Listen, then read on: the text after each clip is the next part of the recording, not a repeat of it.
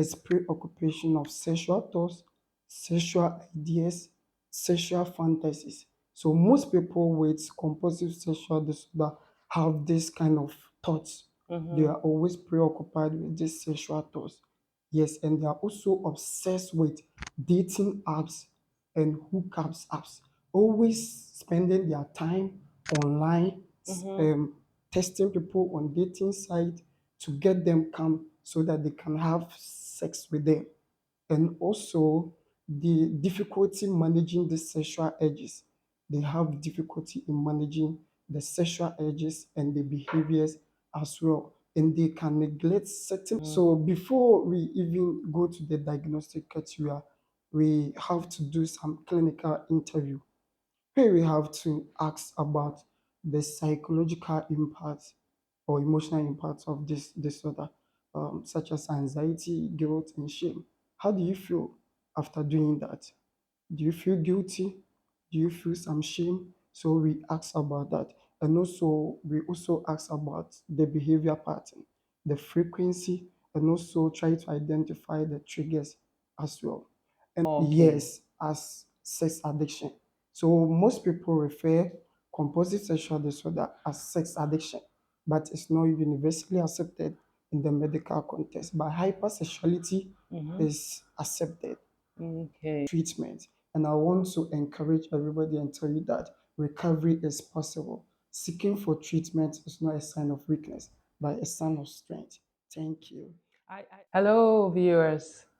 You're welcome back to another exciting, unique discussion today on sex in the temple.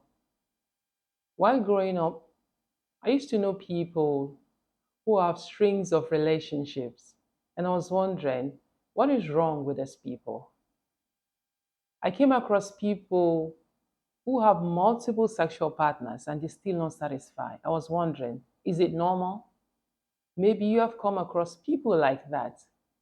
Today, on set, we're going to look at one of these conditions that is described in mental health as compulsive sexual behavior.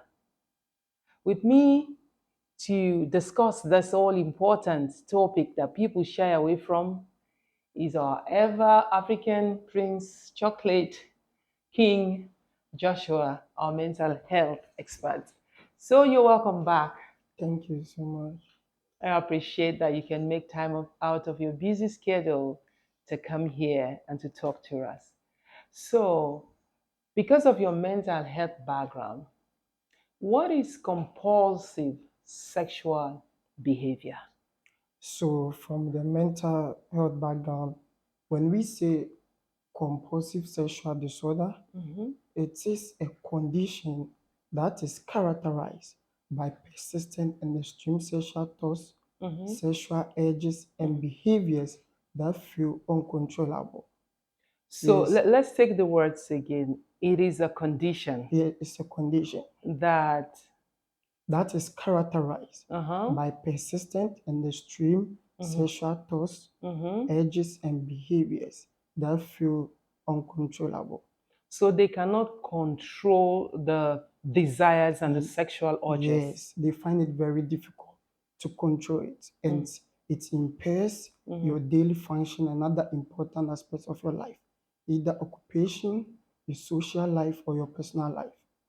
So, with compulsive sexual disorder, um, it don't have a standalone diagnostic criteria in the DSM-5. So, the DSM-5 is what we use to diagnose people.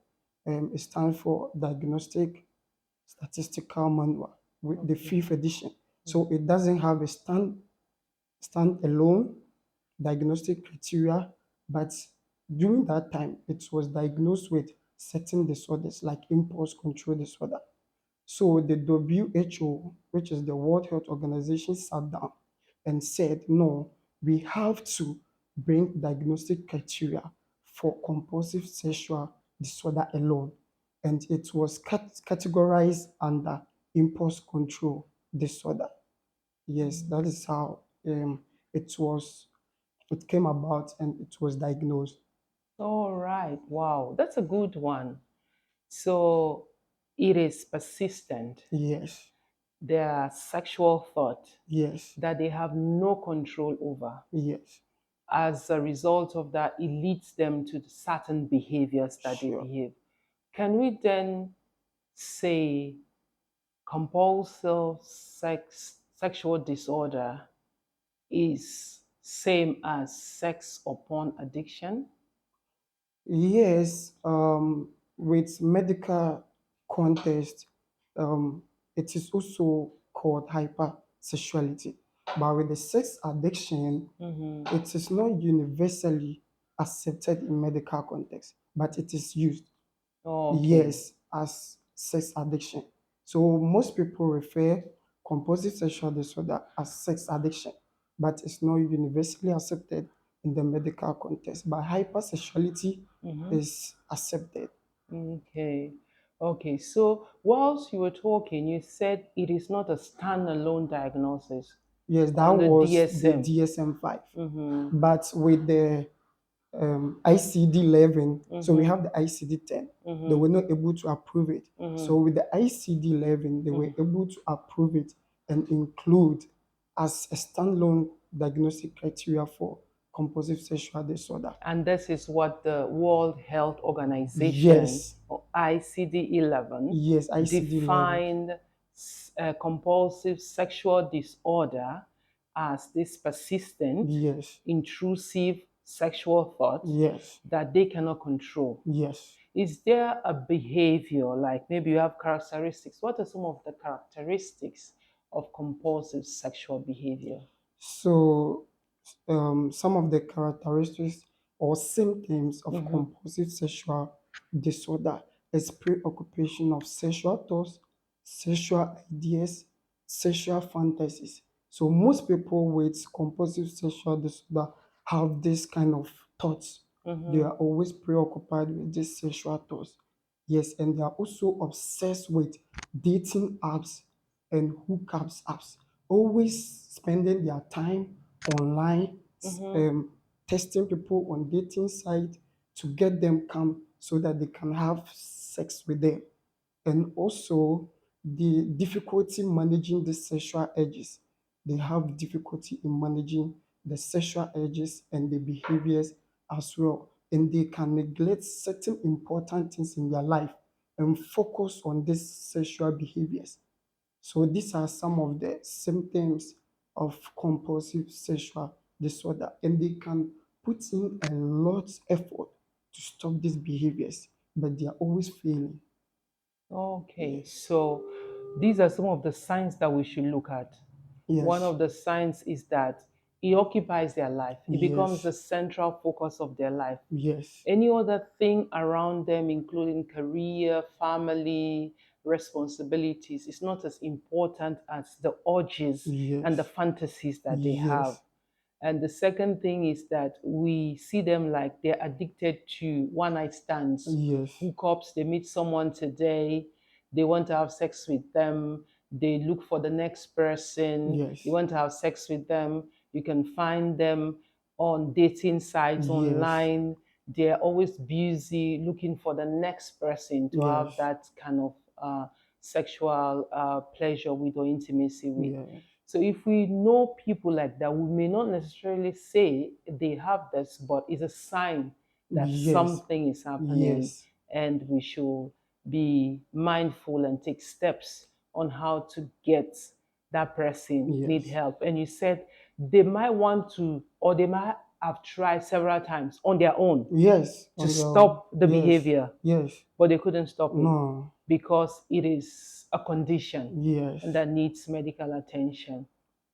I'm sure we have people like that in our communities, a lot. and we just say to them, "Oh man, you're the guy," and we give them thumbs up. That in your area, when you're growing up in your area, you know this guy that every Yes, day they have it's this true. new person, yeah, Yes, and then the neighbors look and say, "Number five." they're always proud having a lot of girls So around them. they feel fulfilled when they do that. Yes, It's something that fulfills them all the time. sure. Mm. So now that we know these are the characteristics, what's their behavior like? So now we see this thing. how do they behave every day of their life because of this condition? How do they behave most of the times? So most of the time, some of them engage in chronic masturbation. Yes, so when they have these sexual thoughts, these fantasies, they have to act upon it. So they will constantly or compulsively masturbate on it. And most of them too will go online searching for pornographic movies, videos to watch and satisfy themselves. And others too would take advantage of this, and also hire sex workers. They are always seeking for prostitutes, always around, from prostitutes areas to the other areas to the other area, just to find prostitutes and sleep with them.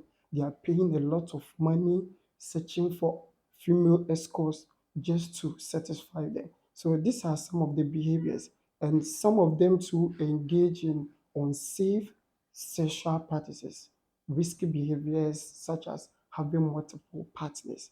They can have multiple partners within a day and have sex with them.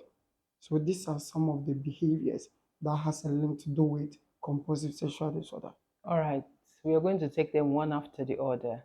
So they like, they have this impulse, this intense desire to Yes, masturbate, yes, and they will be masturbating for a while. yes. Okay. The second And one, with the okay. masturbation, Mm-hmm. most of them masturbate when they are bored. Mm, Yes, and some of them to do that to cope with their stress, their mm-hmm. loneliness. Okay. Yes, So they have this intense, disruptive sexual urges, yes, and they have this fantasy to masturbate. It's yes, overwhelming and they can't control it, so they masturbate. yes, The second is that when they masturbate, they might also have a desire not only to masturbate, to go and look for pornographic movies, yes, to accompany the as part of the bits and pieces that they add to get them to where they have yeah, yes, satisfaction. They like hookups. yes, hookups. So that means they will have this girlfriend who they say is a stable girlfriend. Yes. But while the stable girlfriend is there, they have a couple of other hookups. Oh, And they yes. meet them today, they want to have sex with them today, and they move on to this other person, have sex with them Yes. today, and another person have sex with them today. And so they engage also in unsafe sexual practices. It's Yes. risky. Yes. They don't protect themselves. Yes. Are they also fans of threesome? Oh, yes. Some of them love having three women at the same time Mhm. and, enjoying sex with them. Enjoy sex with them? Yes. Mm. As Yes. long as they are able to satisfy their fantasies. Yes. Do you know that some of them even engage in paraphilia acts? So when I say paraphilia act, they are just atypical sexual interests that violate societal norms and laws, Mm-hmm. such as voyeurism, Mm-hmm. exhibitionism, Mm, fetishism, mm, and even transvestism, the mm, one we call the trans, mm, where mm, a woman have to dress like a looking like a man. man and this gay Mm, thing. mm, Yes. mm. So some of them do that. They do Okay. that. They have to expose their genitals to, Mm, for sexual arousal, like the exhibitionism. yes. Yes, where the voyeurism too, Mm, they have to sneak around and watch someone who's unaware of them. So mm, when these edges become stronger, and the more it goes on, they can involve in this paraphilia, this acts. So it means that for those who are doing online dating, they are at risk of getting people like them who they think they've got the person, Yes, but they are only there to satisfy their sexual sure, desires and sure, urges. sure. So they go there, they do cyber sex. I remember someone was sharing with me that um, they just got this nude picture from nobody. I mean, it's not someone who is their contact, and you're kind of like, oh, okay. So why is this? You know, when you have iPhones, you have some of these features Yes, that yes, link up other people yes, who can talk to you. sure. Yes, and so it could it be that some of these people are doing that just to try and see maybe this person is in line with what I do. If you respond, and then I can also respond with Yes. that. So they are cyber sex. They're always on cyber. They do hook up. prostitute, one night stand, unsafe practices. They can do threesome, whatever Yes. some that is available. They can do. They Yes. can do the some, and it interrupts their whole life. Yes. I know that in Africa recently, someone made an headlines of their sexual exploit. Is there a behavior that is familiar to what we just talked about? With the Multiple, the leak of the video of multiple women having sex at the park, having sex at office, different strings of relationship, even though they had a relationship.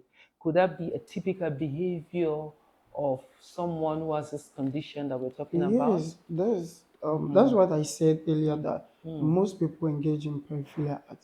Having sex in public places are all part of mm, exhibitionism, right? they will have at the park, in a car. Yes, Yes. these are all, indecent public exposure as well. All right. It has a lot of legal consequences as well. So Okay. when this happens, we can see people with compulsive sexual disorder can also display Exhibit such acts. or exhibit Yes, such acts. Oh, okay. So let's say people will say you are just classifying this person as someone who has compulsive sexual behavior. But the reality is that people have high libidos and the person they are with has a low libido.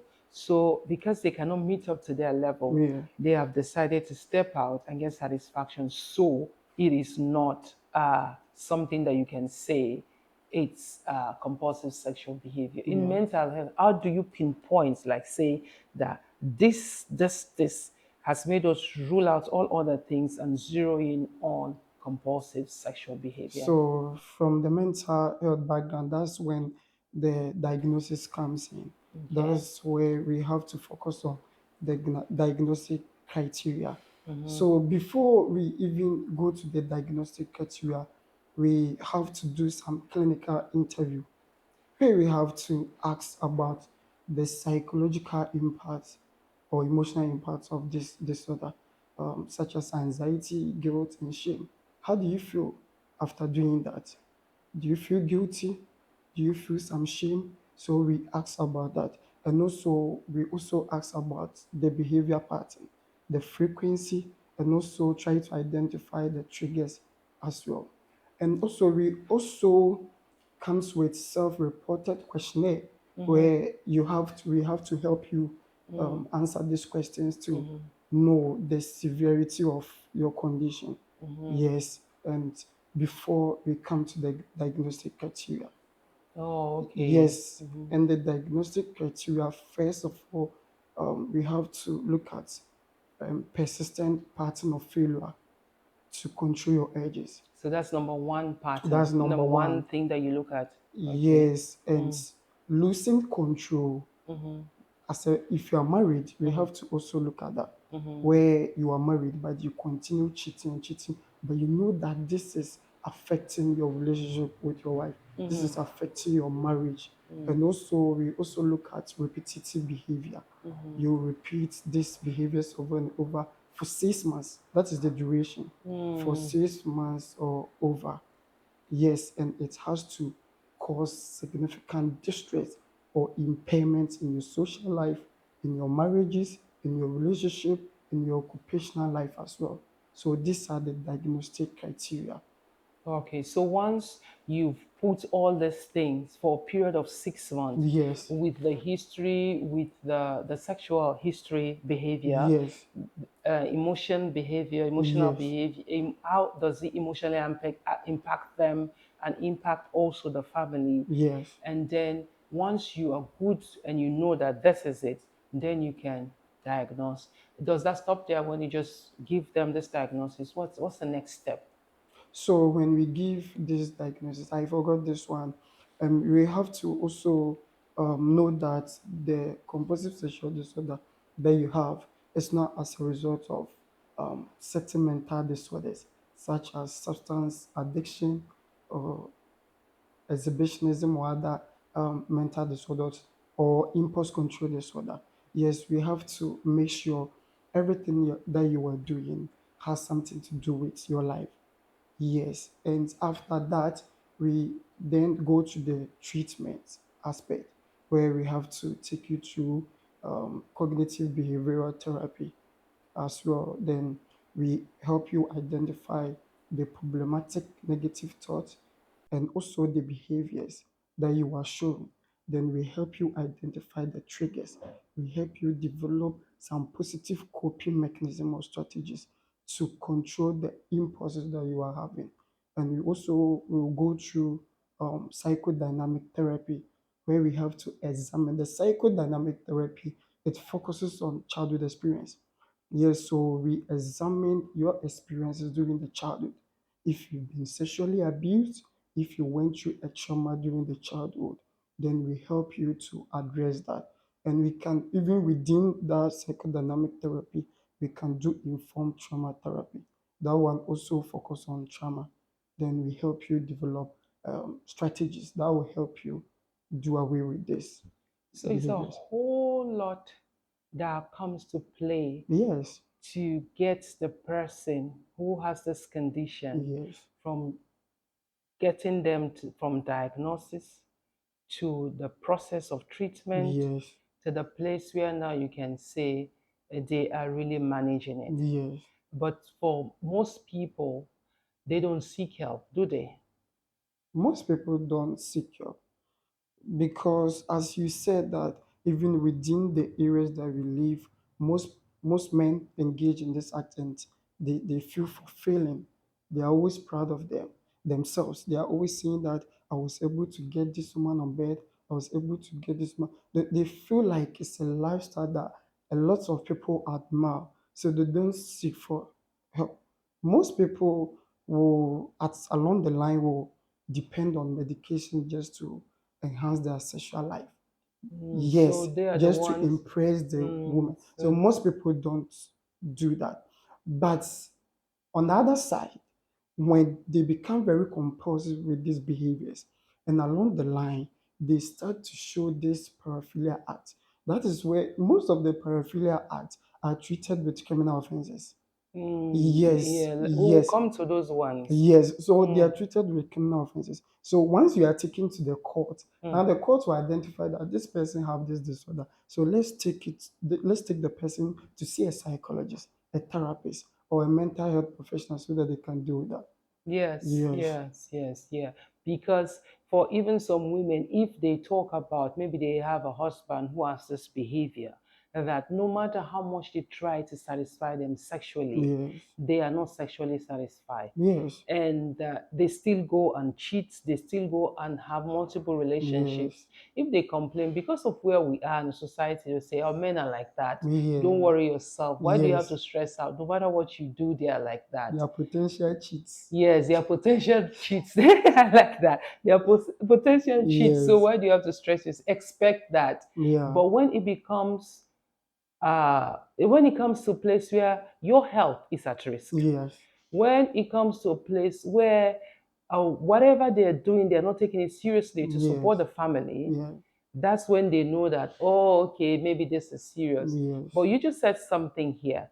Except they do the other behaviors that come with criminal offenses, yes, when they are arrested, taken to the court, yes, they are forced to seek help. yes, And that's when you get to deal with this. yes, Other than that, society accept it as norm, and they even give them thumbs up to see the nudge to continue. You are yeah, the man, you're yeah. the good man. So now with this therapy, do you have like a time frame, or is it a long process to get them back to the place where they manage their emotions, they manage their urges, and try to think? And if they are, you said, if they have childhood trauma, sexually abused, or something happened to them, you also deal with that as one of the treatment that is required. How long does it normally take if you have like a client like that? It depends on the client, yes, and how he or she is going to put in a lot of effort. Yes, most people will feel like they want to come for treatment, but they are not putting a lot of effort. Yes, so it depends. And with the sessions, it's have a long sessions. Yes, but once you receive that you are improving, we can try to terminate. Yes, Mm, we can try mm, to do that. Yes, Okay. but it depends on you and the Mm, person, how willing you are mm. to go. So we need a committed, supportive Yes, system, backup system around us. So yes, what will you tell viewers as we wrap up this session who may think that, especially men, though women may have that, but most majority, I believe, is men. What yes. will you tell them? Look into the camera and tell them something. So, what I would tell them is that compulsive sexual disorder is one of the disorders that are very dangerous and can affect your life. I want to encourage everyone who is going through this disorder to seek for professional treatment. Don't wait for you to go to the court or the law to deal with you before you come for